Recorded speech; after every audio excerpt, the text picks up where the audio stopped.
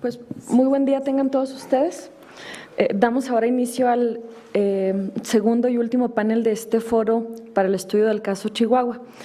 Este panel en particular dedicado a entender el conflicto jurisdiccional en las causas penales de Chihuahua, en lo particular en lo que corresponde al caso de Alejandro Gutiérrez, quien fuera el secretario general adjunto nacional del Partido Revolucionario Institucional y que se encuentra ahora en Chihuahua por diversas causas penales. Sin más preámbulo, para aprovechar aquí la experiencia de todos quienes nos acompañan y poderlos escuchar a continuación, me permitiría presentar a nuestro primer expositor, que es quien conoce con mayor profundidad y de manera directa este caso, que es el maestro César Augusto Peniche Espejel, fiscal general del Estado de Chihuahua. Es licenciado en Derecho, egresado de la Universidad Nacional Autónoma de México y tiene estudios de posgrado y especialidad en Ciencia Jurídico Penal y maestro en Derecho Penal por el Instituto Nacional de Ciencias Penales, el INACIPE.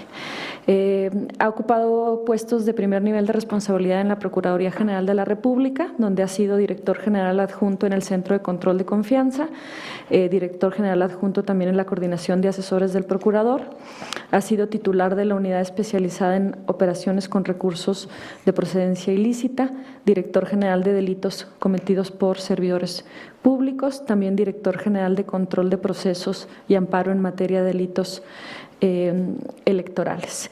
En materia docente ha sido profesor de licenciatura aquí en la facultad y en el Instituto Tecnológico y de Estudios Superiores de Monterrey, al igual que en el INACIPE. Fue nombrado en octubre de 2016 como fiscal general del Estado de Chihuahua.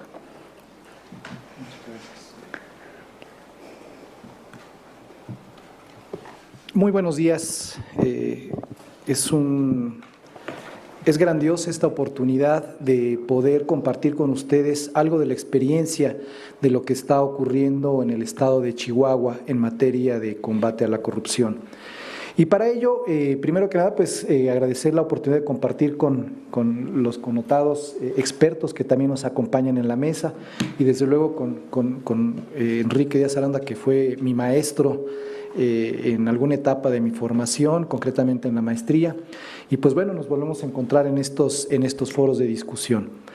En efecto, miren, en el tema de Chihuahua tenemos una actividad que se ha desarrollado a partir de octubre de 2016, en donde la mecánica radicó en primer término en la convicción del titular del Ejecutivo Estatal, del señor gobernador, para atender estos problemas que caracterizaron a la administración 2010-2016. Para ello, lo primero que se requirió y se instruyó a cada una de las secretarías y dependencias y organismos del gobierno estatal fue llevar a cabo revisiones en la contabilidad, revisiones en todas las operaciones que se habían efectuado, porque el Vox Populi ya señalaba la existencia de una gran cantidad de actos desleales y de corrupción. En consecuencia, las dependencias se dieron a la tarea de identificar algunas operaciones que tuvieron ese contexto y finalmente esa revisión final ya en una segunda etapa quedó a cargo de la Secretaría de la Función Pública, que en coordinación con la Consejería Jurídica dieron forma a las denuncias que se tenían que presentar y que llegaron a la Fiscalía General del Estado. En la Fiscalía General del Estado, como ya se había comentado, formamos nosotros un grupo con expertos en litigación, conocedores del sistema acusatorio, connotados investigadores, y de esa manera se fue atendiendo cada una de estas carpetas de investigación. En el desarrollo de estas actividades encontramos nosotros una serie de expedientes que tenían como destinatarios de recursos que habían llegado al Estado, tenía como destinatarios empresas que nosotros hemos catalogado como fantasmas.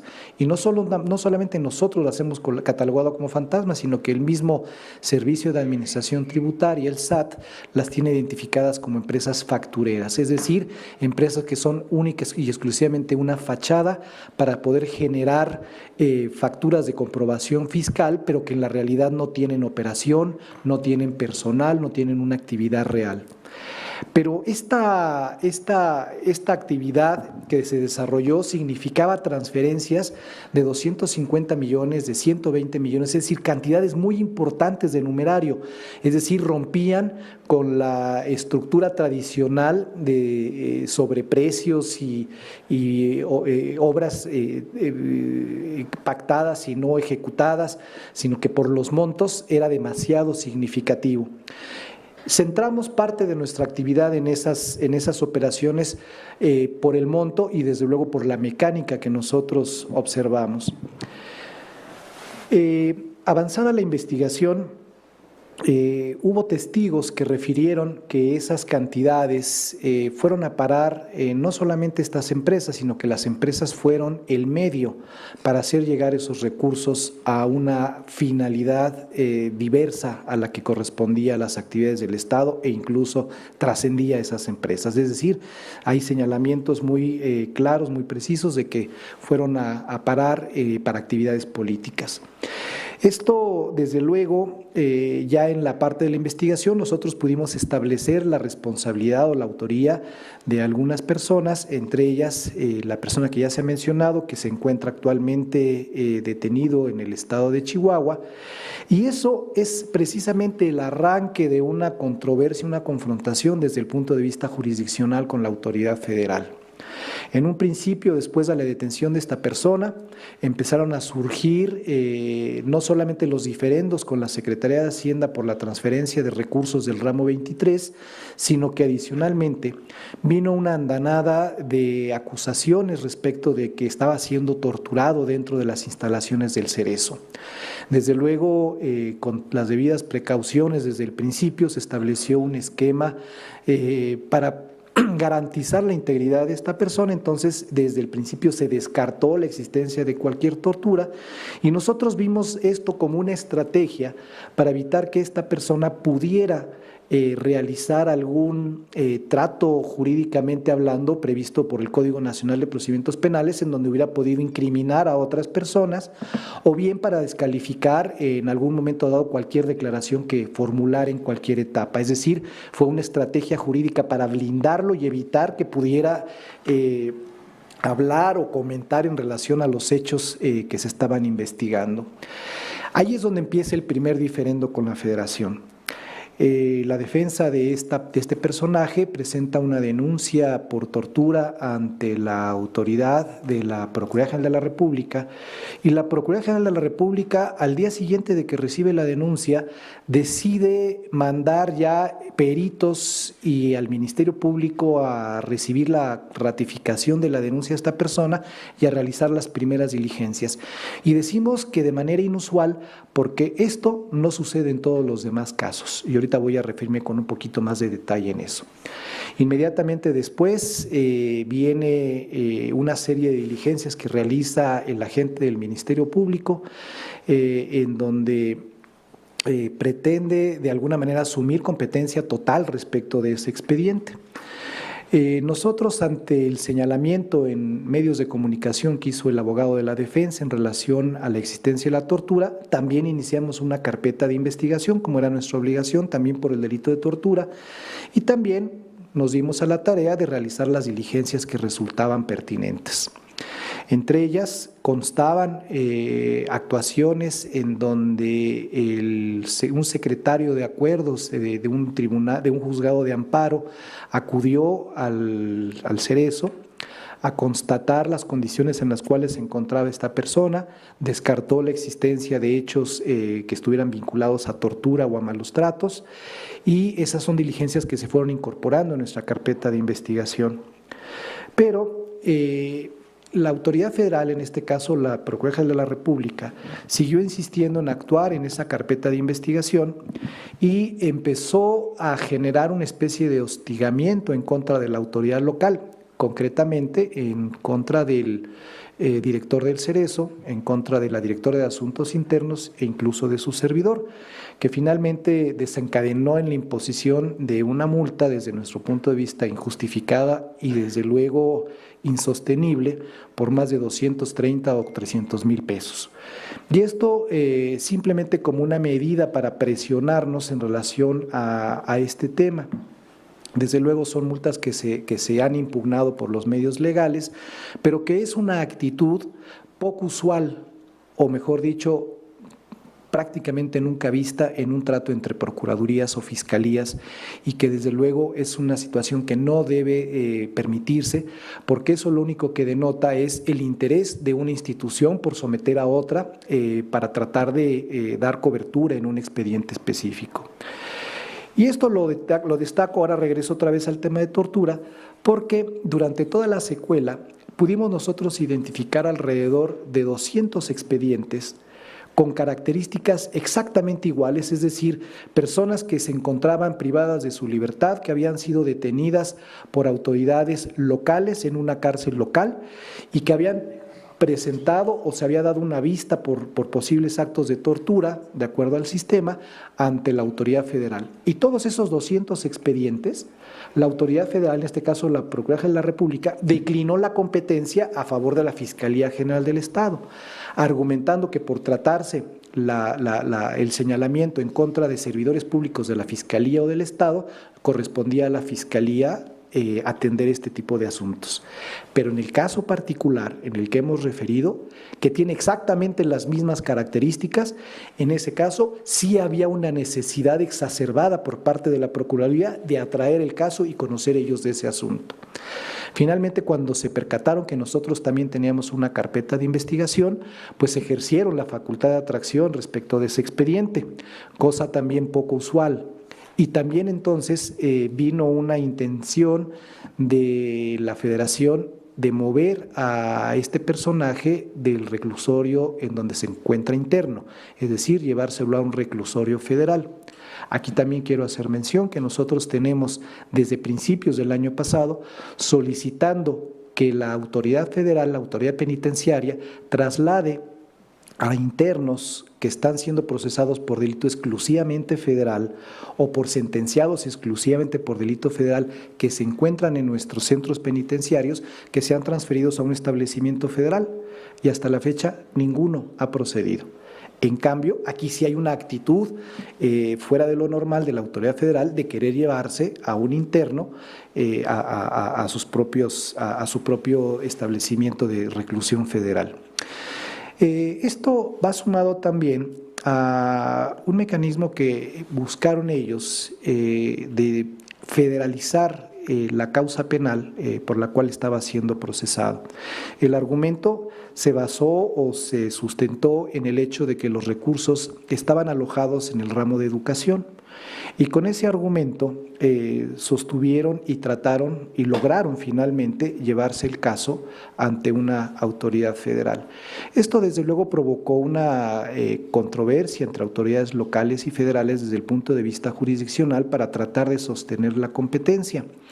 Pero más allá de los argumentos que sostuvimos por parte del Estado de Chihuahua para defender la competencia sobre este caso, que eran básicamente en el sentido de que esos recursos llegaron de la Federación, llegaron al Estado de Chihuahua, se depositaron en las cuentas de Chihuahua, y el destino final de esas cuentas, es decir, se juntó el dinero local con el dinero que llegó de la Federación, pero ya asignado al Estado de Chihuahua, y en consecuencia, a pesar de ser recursos federales de origen, se volvían recursos locales simplemente al entrar a la cuenta del Estado de Chihuahua. En esto quiero hacer un pequeño paréntesis. Recordemos que la mayor parte del presupuesto de todos los estados son transferencias federales. Son transferencias federales que se dan en base al acuerdo de coordinación fiscal que existe entre federación y estados.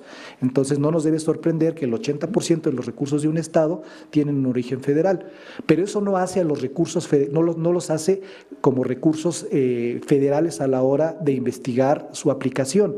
Ahí también tiene que intervenir o que le corresponde al estado porque el agravio lo está recibiendo como víctima el propio estado. Entonces, en este caso, se hicieron valer muchos argumentos, pero el juez en su momento lo único que hizo fue resolver en base a un formulario que él ya traía previamente estructurado, no atendió a los argumentos que se le hicieron valer y en base a eso resolvió que el asunto le correspondía conocer a la federación. Posteriormente esto se va a un conflicto competencial, pero lo más curioso de todo es que la propia ley nos señala que existiendo conflicto competencial, quien debe resolver es un tribunal colegiado de la jurisdicción en donde se encuentra alojado el expediente. Es decir, el asunto le correspondía conocer a un tribunal colegiado de circuito en el estado de Chihuahua.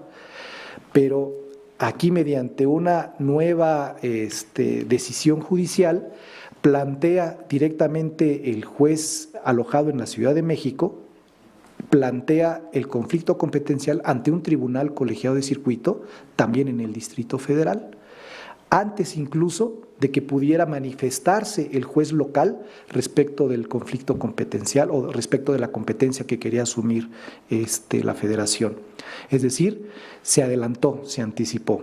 Posteriormente hay un recurso que se promueve, se logra que se regrese el expediente otra vez al juez para que se tome el parecer del juez de control del estado de Chihuahua.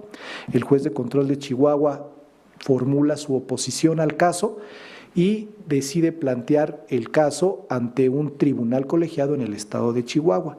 Pero alternamente, de la misma manera que lo había hecho ya en un principio, el juez de control federal plantea también el conflicto competencial ante un tribunal colegiado de circuito, otra vez en el Distrito Federal, pero lo más sorprendente de todo es que el mismo día que plantea el conflicto competencial, a las cuantas horas lo radica el tribunal colegiado y al día siguiente lo resuelve declarando competente al tribunal colegiado, a los tribunales federales. Es decir, cuando en la realidad un trámite de estos, y para todos los que somos o hemos sido litigantes, nos percatamos que es un tema que se tarda 3, 4, 5, 6, 7 meses en resolver, y aquí de un día para otro lo resolvieron con tal de evitar que un tribunal colegiado en Chihuahua pudiera asumir competencia.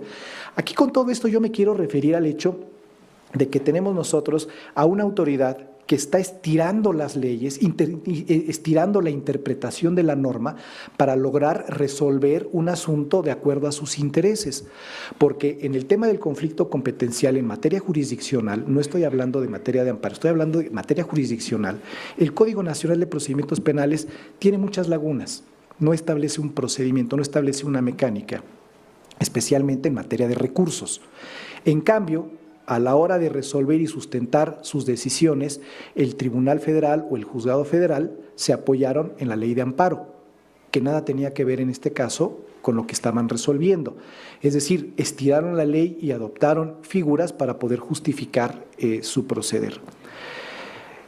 Posteriormente esta persona tiene dos expedientes, es decir, uno por esos recursos que hemos comentado que llegaron como una asignación del ramo 23, que se alojaron en las cuentas de Chihuahua y que después desviaron, pero también había otro numerario, otra cantidad que también habían desviado que correspondía exclusivamente a recursos de la Secretaría de Hacienda del Estado de Chihuahua. Entonces, son dos expedientes, en los dos tiene prisión preventiva, por un monto mayor sí, por un monto menor, pero después, como una estrategia legal, pretendieron acumular este expediente al expediente mayor, precisamente con la intención de federalizar todo y podérselo llevar y después hacer o tener la posibilidad de juzgarlo a modo. El tema es que en primera instancia el juez local no aceptó la propuesta de acumulación. Esto se va a un juzgado de amparo, el juzgado de amparo resuelve que efectivamente no se da la acumulación, pero después ellos llevan el conflicto, llevan el tema de la acumulación al mismo juez que ha estado dictando todas estas resoluciones. Se lo llevan allá y él en una audiencia dice, ay, por cierto, sí procede la acumulación y queda acumulado este expediente. Entonces, ahí viene de nueva cuenta, otra vez, el diferendo con la autoridad federal, porque por más que lo estiremos, no se dan los supuestos para una acumulación respecto de asuntos que no tienen conexidad. No hay conexidad, no hay relación, no corresponden al mismo origen los recursos, ni siquiera son exactamente las mismas empresas que intervinieron, pero ellos plantearon y el juez de acá lo decidió nuevamente dictar una resolución en ese sentido. Y desde luego pues todavía estamos en estos momentos debatiendo esa parte relacionada con la conexidad o con la acumulación de ese otro expediente. Aquí lo que yo observo es que tenemos nosotros una debilidad estructural desde el punto de vista legal. Es decir, nuestras normas no llegan a ese nivel de detalle de los hechos o casuismos que se pueden presentar durante un proceso. Pero además hay una falta de respeto, por decirlo de alguna manera, a las jurisdicciones. Es decir, no por el hecho de ser federación, y que quede claro, un juez de control federal no es superior a un juez de control local. El Código Nacional no da una supremacía de una autoridad respecto de la otra. Para la ley solamente se encuentran exactamente en el mismo nivel.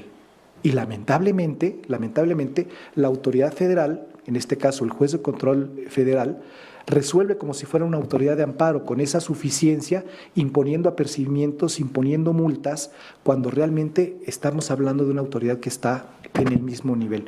Entonces, son de los temas que deben de analizarse, son de los temas que deben resolverse. Hay que cuidar, desde luego, la descripción típica de los delitos en materia de corrupción y, desde luego, hay que cuidar mucho la vigencia de las leyes generales.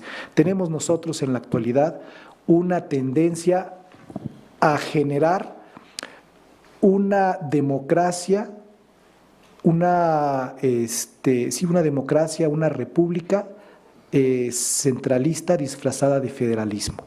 Cada vez más está la tendencia o la ocurrencia de generar leyes generales, de federalizar todas las normas, y lo único que se pretende ahora es que los congresos locales únicamente se dediquen a homologar las leyes locales a la ley federal, pero las autoridades locales legislativas no participan en el proceso legislativo y sin embargo vienen y nos imponen una ley de desaparecidos, una ley del sistema penitenciario, nos establecen un código nacional de procedimientos penales y ahora viene la intentona de federalizar también un solo código penal. Y bueno, ¿y dónde están las autoridades locales? Y no solamente en materia de justicia, también en otras materias cada vez vemos que se le dan más atribuciones al Congreso Federal para poder legislar en una gran cantidad de materias en detrimento de las legislaturas locales.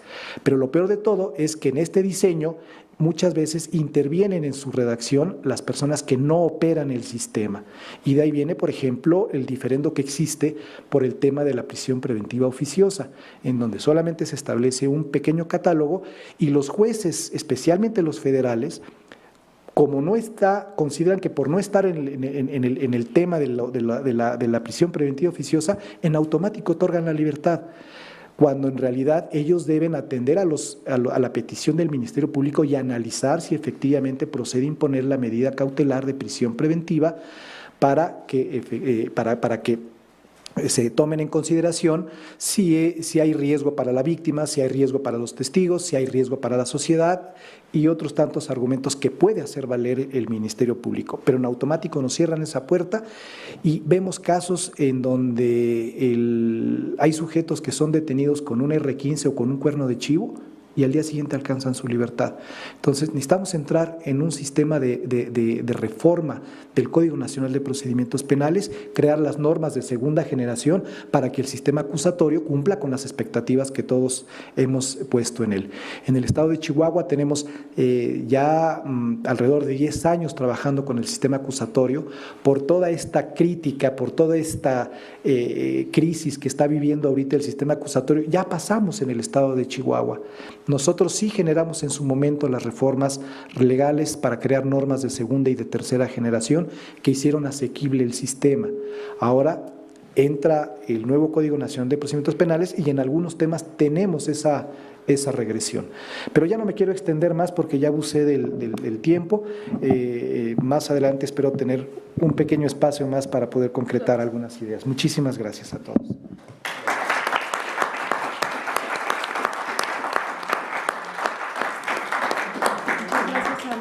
Muchas gracias al fiscal general del Estado por abordar un tema tan complicado en tan poco tiempo. Pensamos que fue muy claro en cuanto al alcance. Un poco, nada más contextualizando, porque no se abordó en el panel anterior y faltó ahora en la introducción, y tratando de entender estas actuaciones de la Procuraduría General de la República y este interés de la Federación en esta persona detenida, es que nunca antes se había logrado llevar ante un juez, solicitar orden de aprehensión, que se concediera y que se detuviera a un operador nacional de una red de corrupción. Es decir, hay muy pocos servidores públicos o funcionarios partidistas que han tenido que enfrentar la justicia, pero nunca antes desde un Estado se había logrado esa investigación para lograr los elementos que acreditaran cómo esta red de corrupción no es entendida solo del nivel estatal, sino que opera con operadores nacionales. Es un caso que en ese sentido no tiene precedente y que solo así se explica el interés que ha generado y este tipo de actuaciones. Escucharemos a continuación al doctor Enrique Díaz Aranda, investigador de aquí del Instituto de Investigaciones Jurídicas de la UNAM. Él es doctor en Derecho Penal por la Universidad Complutense de Madrid, doctor en Derecho también por la UNAM, tiene un postdoctorado en el Instituto de Ciencias Penales de la Universidad de Múnich. Es el primer jurista mexicano en recibir la beca de la Fundación Alexander von Humboldt de Alemania. Entre otros méritos destacan la publicación de 11 libros como autor, 45 como autor, haber pronunciado más de 500 conferencias y cursos. Ha sido también asesor de la Corte Penal Internacional y de otras instancias, y es un honor para nosotros escucharlo. Muy buenas tardes. Para mí es un gusto participar en un panel con tan distinguidos colegas. Felicito al doctor César Augusto Peniche por esta labor que está desarrollando. Cuando uno realiza la labor docente, pues lo que uno espera es precisamente transmitir lo que uno sabe o cree saber para que tenga un impacto, y ver una labor como la que él desarrolla realmente lo llena a uno de orgullo y de satisfacción, porque son las horas que uno invierte tratando de aportar ese granito de arena. Por supuesto, el estar aquí con un colega tan distinguido como Javier Cruz Angulo, con quien he tenido el gusto de participar en proyectos, incluso de propuestas de ley, pues también es un gran gusto, al igual que estar aquí con el maestro Pérez Johnson, con la doctora Aguilar Barroso, a quienes tengo especial interés en escuchar en el aspecto realmente de este conflicto. Yo solamente quiero referirme a un preliminar. Desde que Levinstein hablaba de la relación de normas, y cuando uno los ve plasmadas en el artículo 133 de la Constitución, donde ordena que la Constitución, los tratados internacionales son la norma suprema y que los jueces se deben ajustar a lo que dice esta norma suprema, está planteando muy claramente que hay una relación de supra-subordinación entre normas. Una norma constitucional tiene siempre mayor jerarquía que una penal o de otra naturaleza, sea local o federal. Tenemos que atender a la Constitución y al Tratado Internacional. Pero en materia de competencia local o federal, como bien decía el señor fiscal, no hay suprasubordinación. Es una cuestión de vigencia residual. Lo que no está determinado y reservado para la Federación, todos los supuestos del artículo 73, se entiende entonces competencia local, es decir, lo que se denomina competencia residual. En ese sentido, cierto que el artículo 73 señala en la fracción 21 que el Congreso, es decir, en materia federal, tiene facultades en el inciso B para la legislación que establezca los delitos y las faltas contra la Federación y las penas y sanciones que por ellos deban imponer, así como legislar en materia de delincuencia organizada. más abajo dice, las autoridades federales podrán conocer de los delitos del fuero común cuando estos tengan conexidad con los delitos federales. De ahí se deriva toda la cuestión de la facultad de atracción, y solamente para el conocimiento de algunas personas del público, algunos ya seguro lo sabrán, de acuerdo con la Ley Orgánica del Poder Judicial de la Federación, el artículo 50 dice que los jueces federales penales conocerán de uno de los delitos del orden federal, en el inciso E, aquellos en que la federación sea sujeto pasivo. Este parece ser entonces todo el argumento que tiene la PGR para generar o utilizar esa facultad de atracción, porque entiende que, como bien dijo el señor fiscal, el recurso era federal, tenía que ser aplicado con el fin para el cual estaba etiquetado, y que al final de cuentas hicieron apariencia de que así iba a ser a través de estas empresas fantasmas, pero que en realidad se convierte en recurso líquido y que después ya parece ser destinado a financiamiento de campañas. Hay otros reportes que dice que no solamente era campaña, sino para otros fines, ¿no? Y aquí la parte importante es esta, desde mi punto de vista. Hay que atender a un primer problema que tenemos, que todo esto se deriva mucho del solamente tener un Código Nacional de Procedimientos Penales y no un Código Penal único. Nos vuelve a este punto en donde sería conveniente tener un Código Penal único. Era incluso uno de los propósitos del Plan Nacional de Desarrollo, que no se ha conseguido, y ojalá y no se consiga en los términos que está planteado en este momento ese Código Penal único, pero también tiene que ver con que aquí la Constitución lo que sí nos establece es que el fin de cualquier proceso penal, en el artículo 20, en el inciso A, en el apartado primero, es que el fin del proceso, del debido proceso, tiene que ser el esclarecimiento del hecho.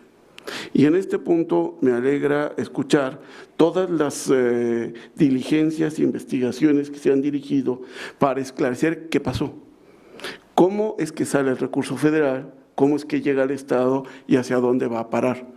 Porque independientemente de los testigos, que ese es uno de los problemas más importantes, muchos de los procesos penales mexicanos se tratan de sustentar en confesiones o en testimoniales que, hay que decirlo, no prueban nada. Un testigo dice lo que cree que vio, escuchó, presenció, pero de eso a que sea cierto, y no necesariamente porque quiera mentir, y yo en mis cursos hago siempre un ejercicio donde me pongo un objeto en la vestimenta, me acerco a 5 o 6 personas, luego me lo quito sin que se den cuenta y les pregunto, a ver, ¿usted me vio? Sí, ¿cuánto tiempo? 3 horas. ¿A qué distancia? ¿Con luz? ¿Tenía algún problema para identificar? Y de los 6, ninguno coincide en lo que vio. Porque es así, los testigos no prueban, dicen lo que creen que ven, pero a final de cuentas la investigación, como en este caso, en donde está sustentada en pruebas irrefutables que me pueden determinar efectivamente qué pasó, es lo que nos puede llevar a ese esclarecimiento del hecho que marca la Constitución y que en este caso es fundamental, porque si no, tenemos el apartado B del 20, que tiene en el primer punto la presunción de inocencia, que si el hecho primero no está esclarecido, entonces difícilmente se puede sustentar la condena de acuerdo con los parámetros que marca la Constitución y como lo establece el 406 del Código Nacional de Procedimientos Penales.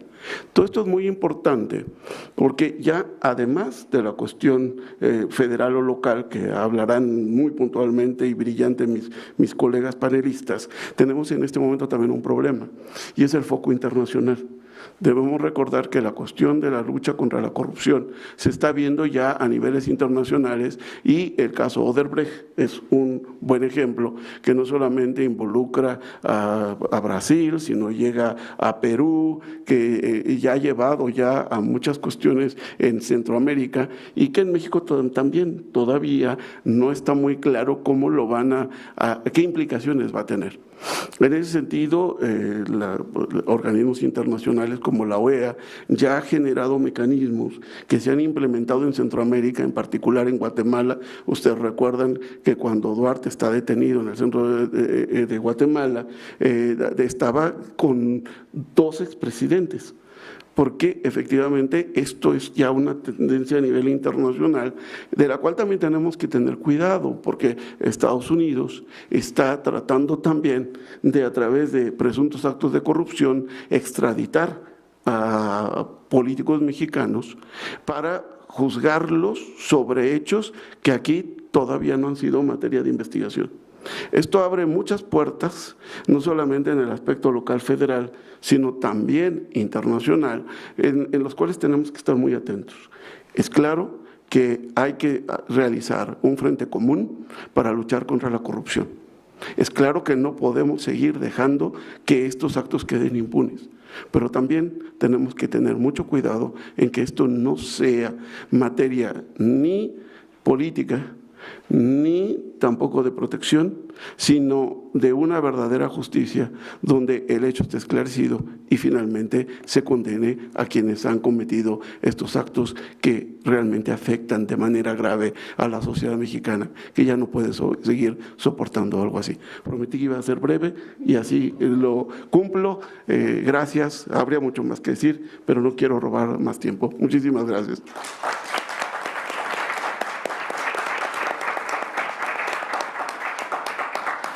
Muchas gracias, doctor. Escucharemos a continuación al maestro Raúl Pérez Johnson, catedrático de la Escuela Libre de Derecho. Él es licenciado en Derecho por la Universidad de Anáhuac y maestro por la Universidad de Chicago. Es doctorando también por la UNAM. Es socio fundador encargado del área de litigio constitucional, derechos humanos y amparo en Pérez Johnson Abogados. Es coordinador de la Comisión de Derecho Constitucional y Amparo de la Barra Mexicana y del Colegio de Abogados y miembro del Consejo Directivo de este colegio. Muchas gracias. Procuraré ser breve también. Yo traigo un par de reflexiones sobre este caso. En realidad, digo, aunque mi adscripción académica, ciertamente la Escuela Libre de Derecho, quiero agradecer a José Luis Caballero por la invitación que se me hizo en calidad de abogado general de la Barra Mexicana, Colegio de Abogados, y en función de ese cargo del cual no me puedo separar del todo, también quiero hacer algunas reflexiones sobre este caso, en donde, pues bueno, uno de los principales intereses de nuestro colegio es, ante todo, velar por el respeto al Estado de Derecho, y ello incluye obviamente el combate a la corrupción y a cualquier clase de ilegalidad estructural, como digo, no sabemos, pero pareciera que está involucrado en este caso, ¿no? También hay que tomar en cuenta que estamos ante un caso muy peculiar, en donde tenemos un gobierno de alternancia, ¿no? En donde además se combina esa alternancia con una situación de oposición con el partido que sigue estando en el poder ante los poderes de la Federación, ¿no?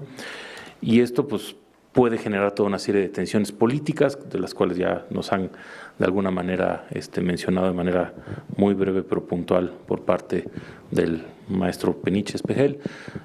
No me voy a detener en eso, la verdad no es esa la función de mi ponencia.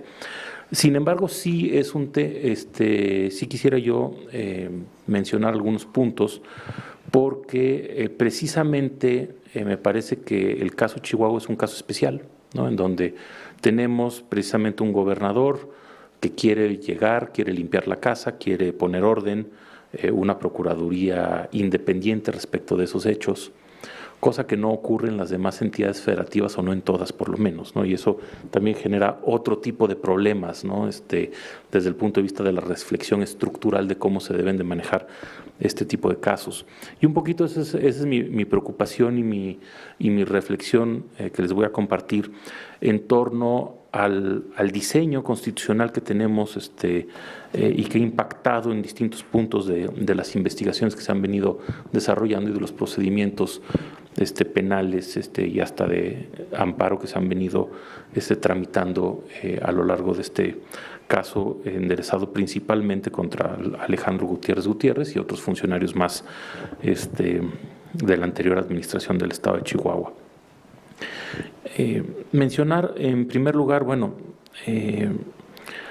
hay una gran discusión ciertamente hasta dónde puede eventualmente las autoridades del Estado fiscalizar y eventualmente perseguir, ¿no?, delitos derivados de un manejo incorrecto de los fondos públicos.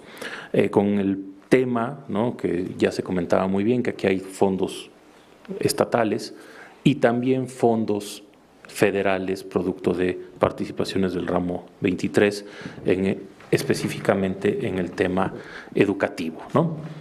Como ustedes saben, la educación es una facultad que constitucionalmente corresponde a todos los ámbitos de gobierno, es una facultad concurrente, y esto creo que también le da una dimensión especial al caso, ¿no? ¿Por qué? Porque finalmente tenemos que ver que todas esas participaciones federales, desde el punto de vista de la Constitución, están sujetos a una fiscalización directa por parte de la Auditoría Superior de la Federación.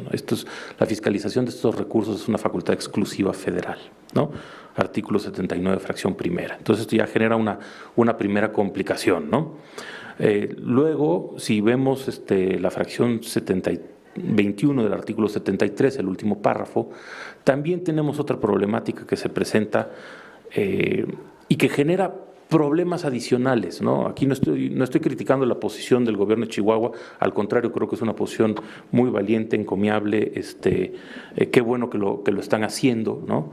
Pero, por ejemplo, tenemos normas que no ayudan, ¿no? Este último párrafo de la fracción 21 del artículo 73 establece precisamente que cuando se trate de materias que la Constitución estime como concurrentes, ¿no?, serán las leyes federales, lo cual creo que es un error, debería decir las leyes generales, las que establecerán los supuestos en que las autoridades del fuero común podrán conocer y resolver sobre delitos federales.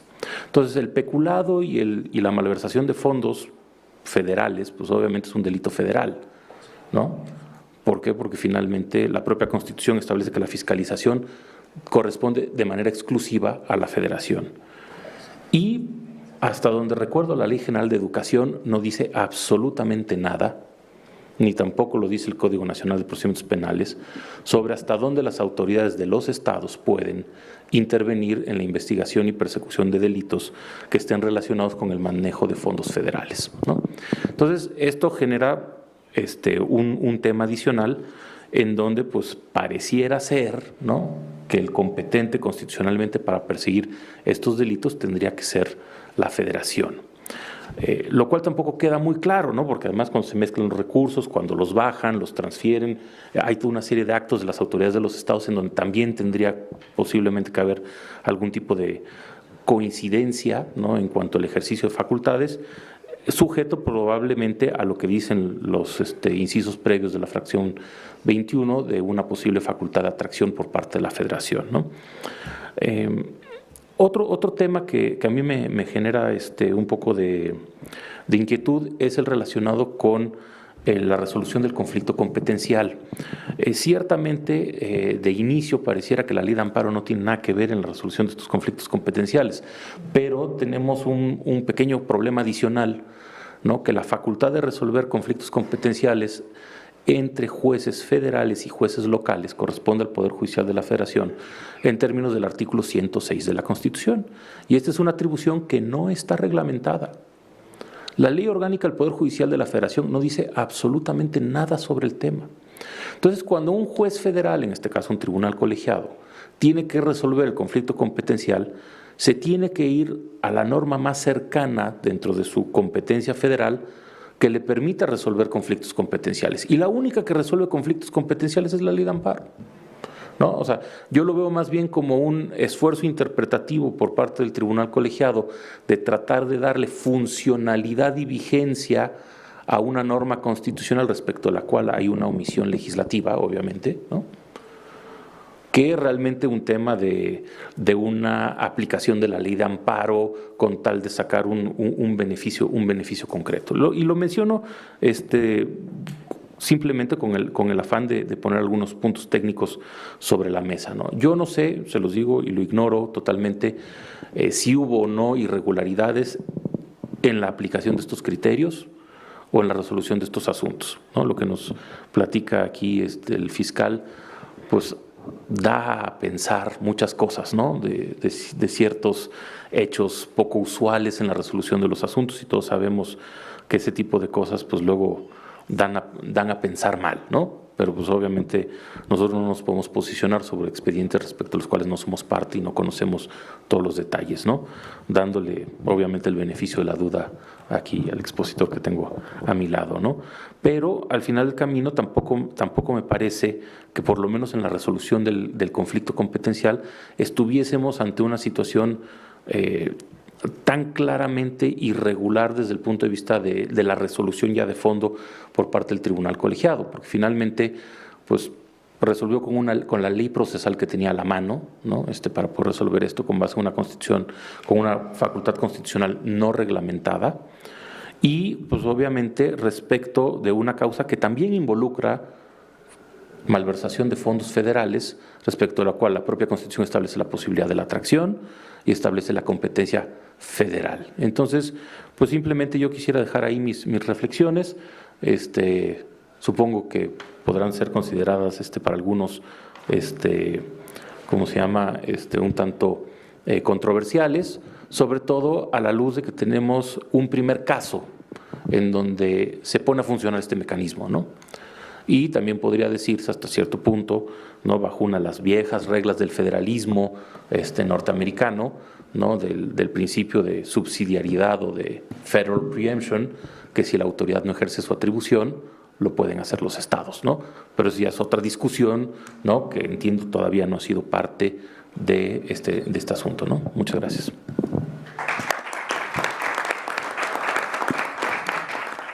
Muchas gracias al maestro Raúl Pérez Johnson, y destacar que justo la relevancia de este foro radica en lo que él comenta, en la importancia de tener este espacio para entender dónde están estas complejidades, y que lo que el caso de Alejandro Gutiérrez ha venido a evidenciar es justo todas estas debilidades y estas carencias que ponen a prueba el sistema. Quisiéramos que hubiera más casos como estos y más manera de estudiarlo, pero este es el que tenemos para entenderlo. Escucharemos a continuación al doctor Javier Cruz Angulo. Él es licenciado y doctor en Derecho por la Universidad Autónoma de México. Actualmente es el director de la Clínica de Interés Público del Centro de Investigación y Docencia Económicas del CIDE, donde imparte también clases de Derecho Constitucional y del Nuevo Proceso Penal. En la Suprema Corte de la Justicia de la Nación ha representado diversos casos sobre derechos humanos con alumnos de la División de Estudios Jurídicos del CIDE. Ha impartido además clases de Proceso Penal y Derecho Constitucional en Oaxaca, Guanajuato, Zacatecas y Durango, entre otros. Participó también en la construcción de leyes en materia penal, como el Código Nacional de Procedimientos Penales. Le agradezco profundamente la invitación al doctor Caballero, al Instituto de Investigaciones Jurídicas. Es un honor estar en esta mesa con el señor fiscal, con Enrique, con Claudia. De verdad, es un honor.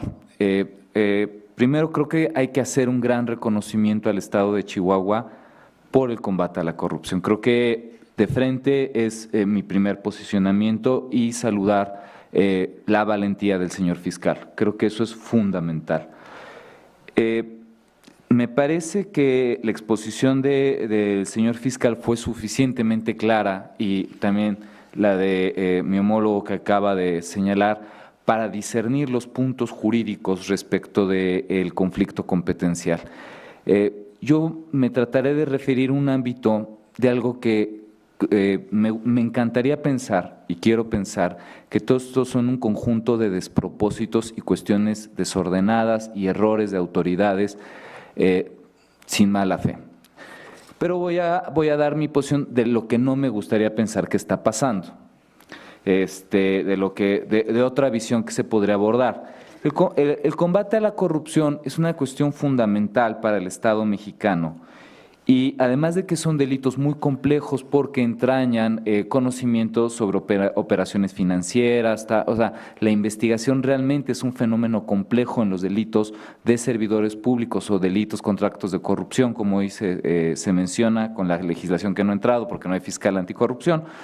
Pero si de por sí son delitos muy complejos de investigación, lo que resulta también complejo es que cuando se investiguen y se lleven a cabo, estos delitos se vean entorpecidos por la actuación de otras autoridades. Entonces, cuando las personas llevan a cabo una investigación, el señor fiscal, una investigación compleja, con un equipo coordinado, una buena investigación, resulta que en un momento hay una gran preocupación por parte de Procuraduría General de la República por también conocer del asunto.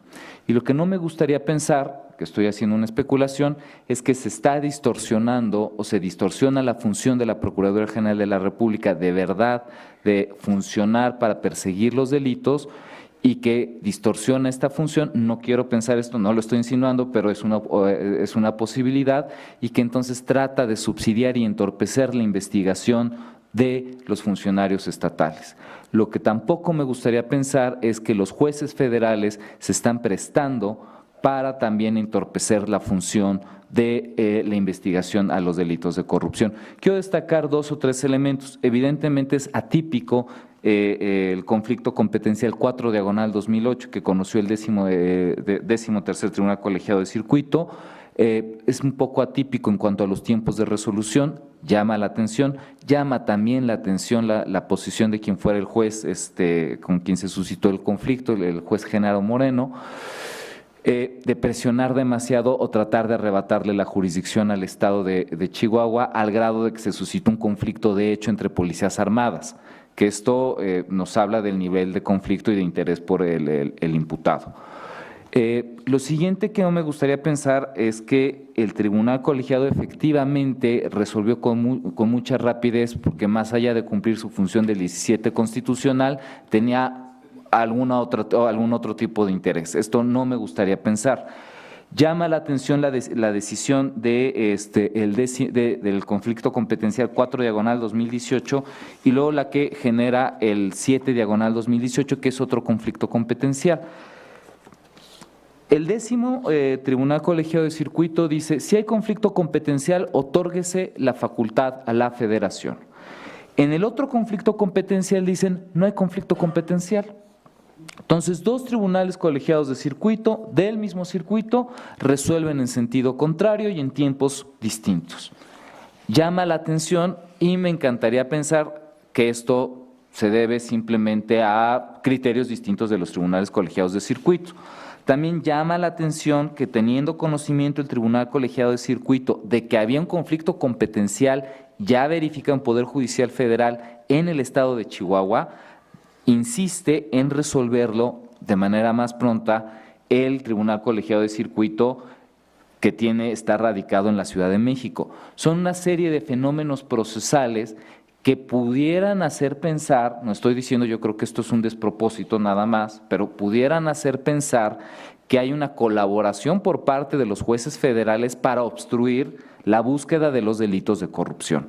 Y creo que estos serían puntos muy delicados donde, si autoridades federales están tratando de obstruir la actividad de las autoridades estatales, serían temas de lo más delicado. Que esto nos lleva, creo que, a una reflexión importante, que es: se deben de cuidar a las instituciones del Estado mexicano, a Poder Judicial Federal, se tiene que nombrar un fiscal general autónomo e independiente para no dar lugar a especulaciones que yo creo que solamente fueron errores y despropósitos, no creo que haya mala fe. Y un segundo fenómeno es que efectivamente en el caso, por ejemplo, de Nuevo León, cuando diversos funcionarios fueron también encausados, acto seguido se dijo que un juez había violado una suspensión, y tan pronto se presentó la denuncia en Procuraduría General de la República, tan pronto estaban tomándole la entrevista al juez que había dictado una medida cautelar de prisión preventiva en contra de el exgobernador. Que llama la atención que quien ha presentado una denuncia en Procuraduría General de la República sabe que esto lleva meses, puede llevar años, ¿no? pero aquí fue un proceso sumarísimo, presentan su denuncia y un mes después están entrevistando a todos y un mes después están imputando incluso a los fiscales contra la corrupción. Entonces, llama la atención y podría pensarse que se están distorsionando las funciones de la Procuraduría General de la República. No quiero pensar eso, quiero pensar que todos son despropósitos, pero lo que el ruego más sentido es que cuidemos a las instituciones del Estado mexicano, saludemos y respaldemos a las instituciones del Estado mexicano que están haciendo un franco combate a uno de los peores flagelos de la sociedad mexicana, que es la corrupción. Muchísimas gracias.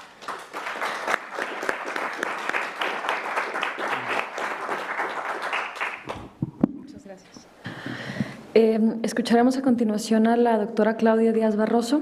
Ella es abogada egresada de la Escuela Libre de Derecho.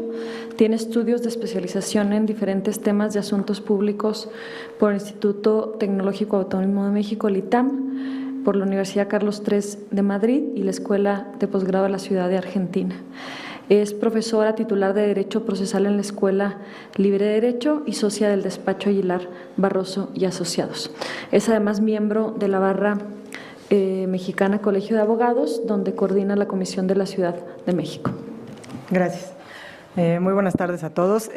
Agradezco al Instituto de Investigaciones Jurídicas y al doctor José Luis Caballero la invitación a compartir con ustedes algunas reflexiones en tan interesante tema relativo al caso Chihuahua. Y bueno, vengo en representación, evidentemente, también del Colegio, de la barra mexicana Colegio de Abogados, que como acaban de escuchar, soy la coordinadora de la Comisión de la Ciudad de México. Después de escuchar a quienes me antecedieron en el uso de la palabra, y quiero hacer una aclaración pertinente que además se desprende evidentemente de mi currícula, bueno, pues yo me dedico al litigio constitucional y trataré de ser lo más objetiva en aras, además de lo que Javier acaba de decir, defendiendo a las instituciones del Estado mexicano, que creo que ya bastante flageladas se encuentran a estas alturas de la vida, como para que contribuyamos los abogados postulantes al flagelo de las mismas. Específicamente me referiría yo al caso del Poder Judicial Federal. Entonces, yo me inclino a pensar, y soy abogada postulante, que me inclino a pensar en que el Poder Judicial Federal actúa con independencia, con autonomía y con el compromiso único y exclusivo de la defensa de la Constitución Política de los Estados Unidos Mexicanos y de los derechos humanos. Así me inclino a pensarlo, así lo quiero creer. No me quiero sumar a las teorías de la conspiración de ningún tipo.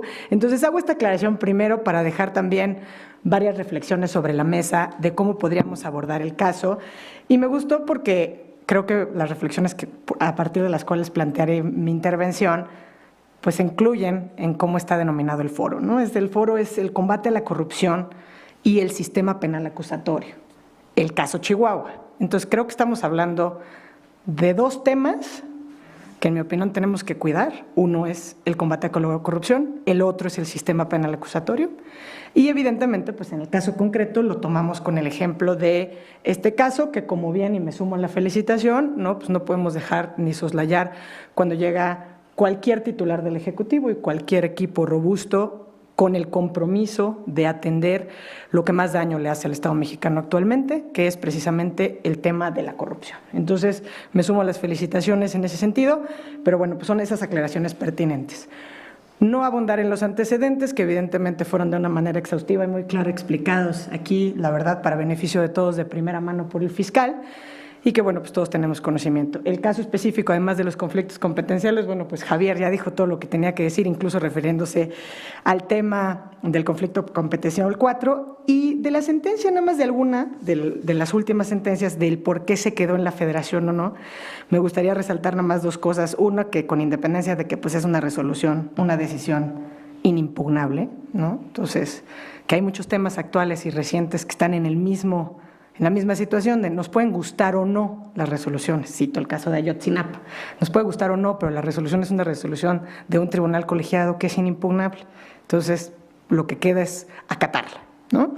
En ese sentido diría, ¿por qué no se le reconoció competencia para conocer de este asunto al Tribunal Colegiado del 17º Circuito? Pues quizá en esos argumentos a lo mejor no son lo suficientemente robustos los argumentos en cuanto a la preexistencia en el conocimiento de la cuestión de la competencia, ¿no? Y pues lo tocante a la naturaleza federal de los subsidios, quizá me parece innecesario o confuso, ¿no? Pero no me quiero detener en eso que fueron los antecedentes que exhaustivamente. Entonces les decía, ¿cómo planteo estos dos temas? El sistema penal acusatorio y el tema de la corrupción. Y haría 3 críticas, o más bien les dejaría 3 reflexiones. La primera, en mi muy humilde opinión, me parece un desatino ver este caso, o sea, el caso Chihuahua, como un error del nuevo sistema penal acusatorio. Me parece un error. El segundo, sobre el tema de la autonomía de la Fiscalía, ¿no? Que es el que tenemos todo el tiempo y que está pendiente, ¿no? Pero si queremos en serio hablar con compromiso de una Fiscalía autónoma y queremos en realidad en nuestro país hablar de independencia, de imparcialidad, de autonomía de las instituciones de procuración de justicia, ¿por qué hay o por qué está en este caso específico, por ejemplo, y sé que no les va a encantar lo que diga, el titular de un ejecutivo defendiendo el caso? O sea, queremos hablar de autonomía en la impartición, en la autonomía de la Fiscalía, tenemos que abonar para que efectivamente sean autónomas. Entonces, estamos construyendo esto y hacia allá vamos. Es una actitud claramente valiente, pero tenemos que dejar esto, ¿no? El tercer punto o tercera crítica en mi reflexión es que no sé si en realidad este caso específico sirva para poner a prueba el sistema anticorrupción. Es decir, lo cierto es que estas actuaciones no tocan el andamiaje del Sistema Nacional Anticorrupción. Con independencia de todas las críticas que podamos formular al Sistema Nacional Anticorrupción y a la falta de instrumentación del Sistema Nacional Anticorrupción que nos tiene empantanados en este momento, pues estamos aquí, en este caso, frente a un asunto que es estrictamente penal. Es decir, no quiero que con esto estemos pasando por alto que el bien jurídico a combatir a través de la vía penal sean precisamente los actos de corrupción. Pero las instituciones de fiscalización no han tenido propiamente una participación destacada. Entonces, les digo, son 3 críticas o 3 reflexiones a partir de las cuales quisiera que esta intervención, para no tocar lo que ya han dicho quienes me antecedieron en el uso de la palabra. Algunas reflexiones adicionales también para no excederme en el uso del tiempo es que si puede una autoridad trascender a sus facultades ante la ausencia de mecanismos e instituciones que a su parecer puedan resultar eficaces, ¿no? Esa es una pregunta que creo que nos tenemos que plantear nosotros. En mi opinión, no. O sea, no sería dable que unas autoridades pretendan innovar creando mecanismos ex profeso que no tengan un sustento normativo claro. La verdad, esto lo comento por el hecho de que buscar medios de impugnación que no estén previstos en la ley para revertir una decisión que ha emitido un órgano del Poder Judicial Federal, ¿no? Entonces, creo que por eso tenemos que abonar a la construcción y a la implementación del Sistema Nacional Anticorrupción y también contribuir a fortalecer, por eso les decía, el tema del sistema, del modelo penal o del nuevo sistema penal acusatorio. Está el tema, desde luego, de los delitos, el peculado agravado, pero el que nos trae aquí a la mesa es justamente la competencia de la Federación. El ilícito, ¿quién lo resiente? O sea, ¿lo resiente la Federación, ¿no? Que es realmente la gran pregunta. Y cuando estamos hablando de justicia, en el caso Chihuahua, pues se plantea la interrogante justicia para Chihuahua, pero en realidad lo que estamos pidiendo es justicia para el pueblo o para el Estado mexicano, ¿no? Entonces, eso también creo que es un tema a partir del cual podríamos plantearnos el tema de la competencia federal, cuándo se surte, si es una competencia federal. Y aquí, como todos lo han dicho, bueno, pues si resulta afectada a la Federación como sujeto pasivo, pues en ese caso se considera que sí es competencia federal. Y aquí creo que también es válido que nos preguntemos, sobre todo si estamos pensando en un sistema de justicia constitucional y en un respeto absoluto de los derechos humanos también, si existe el derecho a ser juzgado por una persona en específico, ¿no? ¿Por qué? Porque está relacionado con el tema de competencia. Las cuestiones de competencia son de orden público e interés general, sí. El derecho a ser juzgado por una autoridad competente, pues en estricto sentido, es también parte de estos derechos y se tiene que hacer con apego al principio de legalidad. Y en ese caso, pues habría que preguntarnos qué papel deben tener las víctimas o los ofendidos de un delito en un asunto relativo a la competencia. Que también para eso hay pues, algunas tesis de jurisprudencia que nos dan luz, incluso por la primera sala, pero lo cierto es que en este caso la dependencia local lo que hace es formular una querella como representante de los intereses patrimoniales del Estado de Chihuahua, pero no sé si debería contar con la calidad de víctima u ofendido, ¿no? En este tema específico de competencia. También está el tema, como decíamos aquí antes de empezar el panel, que ya también sería materia de otra mesa respecto al caso Chihuahua, en el tema específico de si hubo reclasificación del delito, qué es lo que implica con relación al artículo 26 del Código Nacional de Procedimientos Penales, ¿no? Pero estrictamente en la competencia, el conocimiento de la cuestión de competencia sí le correspondía a un tribunal colegiado, sin duda. Le corresponde, por lo que han explicado, si es una laguna, si no hay una laguna, cuál es la ley de mayor proximidad para resolver un conflicto competencial, etcétera. Pero bueno, efectivamente le corresponde al Poder Judicial de la Federación dirimir las controversias de este tipo entre un órgano federal y uno local. Para eso existen las normas de tramitación del conflicto competencial y bueno, pues en este caso sabemos cómo se resolvió por las razones que la verdad incluso Javier pues ha dejado también ahí que él no quisiera pensar que hay otras motivaciones y yo nada más dejé las dos cuestiones que quizá podrían haberse visto o robustecidas o que pudieran dar cauce a una solución diversa en el conflicto competencial. En mi opinión, por ejemplo, en cuanto a la interposición que se hizo del recurso de revisión ante la Suprema Corte de Justicia de la Nación, pues no tendría, en realidad, o no tiene un sustento legal para hacer esto. La Suprema Corte pues, lo desechó y pues se promovió un recurso de reclamación. Tengo entendido que se promovió un juicio de amparo, se obtuvo una suspensión provisional, es decir, pero aquí también estamos en todos los antecedentes de este caso. Aquí lo que a mí me gustaría dejar un poco claro o también sobre la mesa, sobre todo, es que creo que no se trata de pedirle cuentas a un orden, entre un orden y otro, entre el orden federal y el orden local. Estamos hablando de fondo de la responsabilidad penal, sin duda, del combate a la corrupción, pero también de los derechos humanos de las personas indiciadas, ¿no? Con independencia de quién sea o de qué haya hecho. Entonces, lo traigo a colación porque, les digo, y hago el paralelismo, por ejemplo, con el caso Ayotzinapa, porque quizá en ese caso parece más fácil, incluso para nosotros, tomar partido cuando se trata de dos resoluciones de un tribunal colegiado. O sea, estamos hablando de determinaciones límite, definitivas, últimas, por el Poder Judicial Federal, que son inatacables, que podrán ser cuestionables, que no nos pueden gustar, que podremos llegar a analizar a futuro en foros, pero que al final del día, si queremos mandar un mensaje, sobre todo desde nuestra profesión, de respeto a las instituciones del Estado mexicano, pues tenemos que empezar a acatar los fallos y analizarlos y ser acuiciosos y desmenuzarlos como lo estamos haciendo, pero sin duda acatar y a respetar a las instituciones del Estado mexicano. Muchas gracias por su atención. Terminamos ya con esto las exposiciones y daríamos lugar a si tuvieran alguna pregunta o algún comentario. Solo de lo que comenta la doctora, quizá dos precisiones mientras nos llegan las preguntas, y una de ellas quizá no es técnica, pero para que ayuden a entender el ánimo de la gente en Chihuahua. La primera es que uno pensaría, viendo los ejemplos de otros países, que el nivel federal tiene mayor capacidad de resolver y de investigar delitos, que cuando una autoridad federal atrae un asunto es porque tiene mayor capacidad de hacerlo, lo va a hacer de mejor manera que una entidad local, paralelo al tema de la competencia. Desafortunadamente, lo que nosotros hemos visto en PGR, que contrasta con este interés en este caso, es pues muchos años en los que no tiene un caso relevante de corrupción, que no ha atendido ninguna de las denuncias de Auditoría Superior de la Federación, que no han tenido ninguna prioridad. Contraste en ese sentido, que abandone todos los demás casos de corrupción y este sea el que tenga interés de atraer, este que tiene involucrada a una persona en particular. Esto contrasta también y tiene que ver con quién es el afectado, si el pueblo de Chihuahua o el pueblo de México. Y lo que sucedió en Chihuahua es que mucho antes de que hubiera la transición, 2 años antes de la transición, a quien primero recurre la gente de Chihuahua es a la autoridad federal.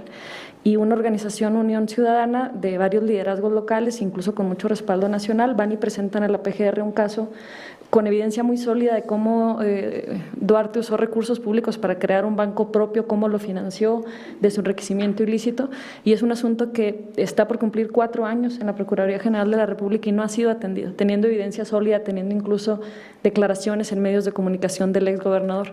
Entonces, esto que en efecto entendemos que no tendría por qué quizá el titular del Ejecutivo entrar en este conflicto, ha sido después de una desesperación de esperar justicia por años y primero haber recurrido a la autoridad federal, y que a la fecha sean casos que no han sido atendidas, ni ni otras denuncias que están presentadas en la autoridad federal. Eso sé que para nada resuelve el tema técnico, pero tiene que ver un poco con cómo llegamos hasta este asunto. No sé si, bueno, esta primera está por escrito, ahorita preguntamos si alguien a lo mejor directamente quisiera preguntar algo, y va para toda la mesa, de qué cambios legislativos en materia competencial se necesitan a nivel federal en el siguiente sexenio para evitar estos conflictos. No sé quién quiera.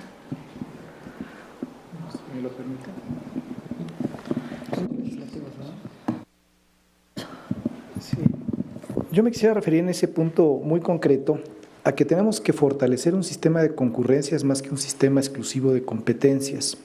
Lamentablemente las leyes se han reservado, las leyes generales siempre se reservan una pequeña fórmula, un candado, para siempre, a final de cuentas, tratar de ejercer la atracción o la facultad para conocer de tal o cual determinado asunto.